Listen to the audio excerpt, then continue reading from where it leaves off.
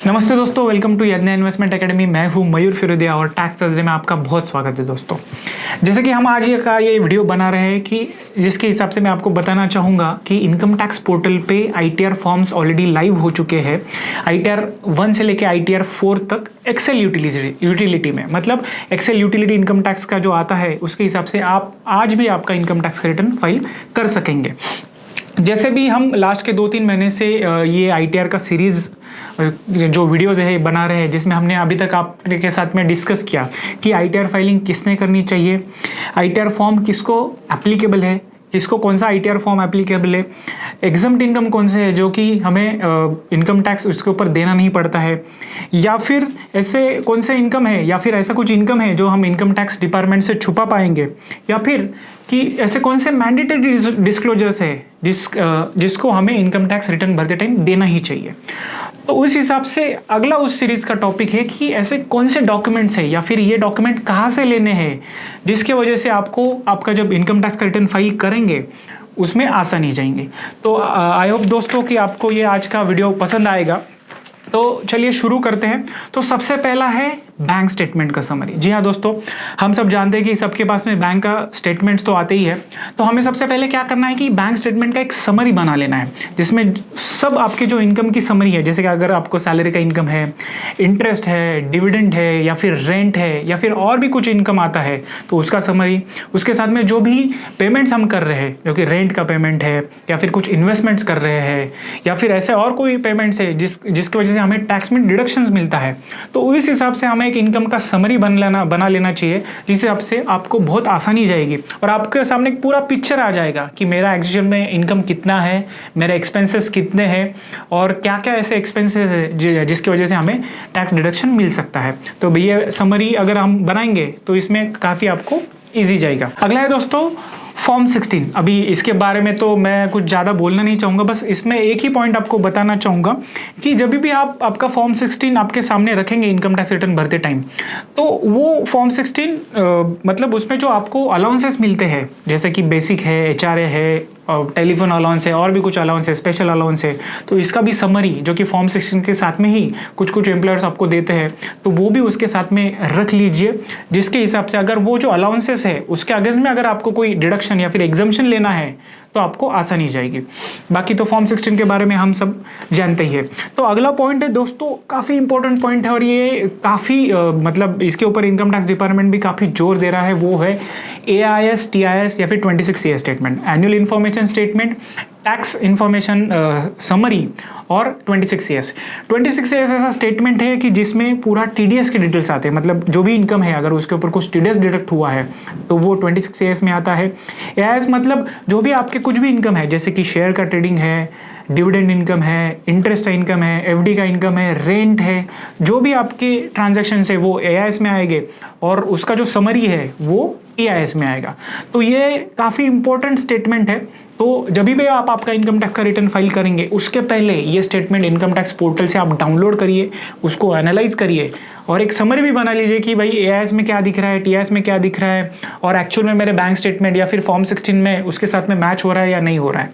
तो ये भी एक काफ़ी इंपॉर्टेंट स्टेप है इनकम टैक्स रिटर्न भरते टाइम। अगला पॉइंट है दोस्तों कैपिटल गेन स्टेटमेंट्स या फिर प्रॉफिट एंड लॉस स्टेटमेंट्स। मतलब जो भी हमें जो डीलिंग करते हैं शेयर्स, म्यूचुअल फंड में या फिर इंट्राडे वगैरह, तो वो जब हम इनकम टैक्स रिटर्न में शो करते हैं तो वो कहाँ से लेंगे, तो आपके जो भी ब्रोकर है या फिर ऑनलाइन कुछ ब्रोकर है उनके पास में से आप वो स्टेटमेंट निकाल सकेंगे। कुछ जगह पे उसको बोलते हैं कैपिटल गेन स्टेटमेंट्स या फिर कुछ ब्रोकर्स बोलते हैं उसको टैक्स P&L स्टेटमेंट्स या फिर P&L स्टेटमेंट। तो उस हिसाब से आप वो स्टेटमेंट डाउनलोड करिए और उसका भी मतलब समरी फॉर्म में ही आता है वो, तो उसके ऊपर से आप आपका इनकम टैक्स का रिटर्न भर सकते हैं, जिसमें आपकी पूरी डिटेल्स होती है, जैसे कि आपने वो शेयर्स या फिर म्यूचुअल फंड कब लिया, उसके ऊपर क्या रेट से लिया, कब सेल किया, क्या रेट से सेल किया और उसके ऊपर क्या कैपिटल गेन हुआ है। तो ये भी एक कैपिटल गेन का स्टेटमेंट्स आप इनकम टैक्स रिटर्न भरने के पहले लेना मत भूलिए दोस्तों। अगला है हाउसिंग लोन इंटरेस्ट का सर्टिफिकेट। अभी ये तो सब मालूम है सब लोगों को कि अगर कुछ हाउसिंग लोन रहेगा तो उसका इंटरेस्ट का सर्टिफिकेट मिलता है, बट इसमें एक बहुत इंपॉर्टेंट पॉइंट है जो मिस कर जाते हैं।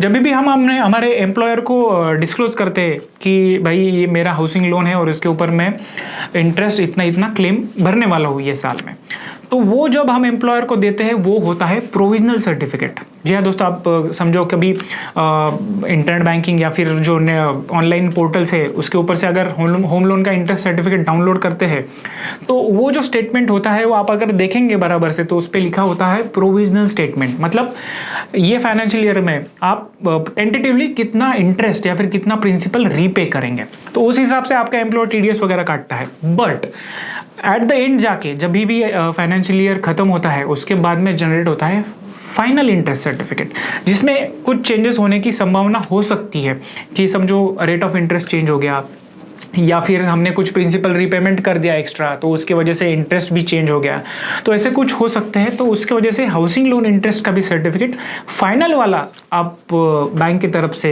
आप ले लीजिए और उस हिसाब से आपका इनकम टैक्स रिटर्न भरिए दोस्तों। अगला है इन्वेस्टमेंट्स के प्रूफ। अगर आपका फॉर्म 16 वगैरह है तो उसमें तो सब चीज़ें आ जाती है, बट अगर आपका फॉर्म 16 नहीं है तो आप आपके जो इन्वेस्टमेंट के प्रूफ है, LIC है, PPF है, म्यूचुअल फंड के स्टेटमेंट्स है, टैक्स सेवर ELSS वगैरह या फिर और भी कुछ डोनेशंस वगैरह है तो उसके सब स्टेटमेंट्स, रिसीट्स, ये सब चीज़ें लेना आप मत भूलिए। और एट द एंड है लास्ट पॉइंट हमारा है कि इवेंट बेस्ड, मतलब कि कुछ कुछ टाइम पे ही ये सब चीज़ें लगती है। अगर समझो मैंने प्रॉपर्टी खरीदी बेची है तो उसके ऊपर का कैपिटल गेन का कैलकुलेशन आप पहले ही कर लीजिए, तो उसके लिए आपके जो सेल और परचेस के एग्रीमेंट्स है वो आप रेफर कर सकते हैं और उसके हिसाब से कैपिटल गेन का ये कर सकते हैं। या फिर आपको कुछ रेंटल का इनकम आता है तो उस हिसाब से रेंटल का इनकम आप देख सकते हैं।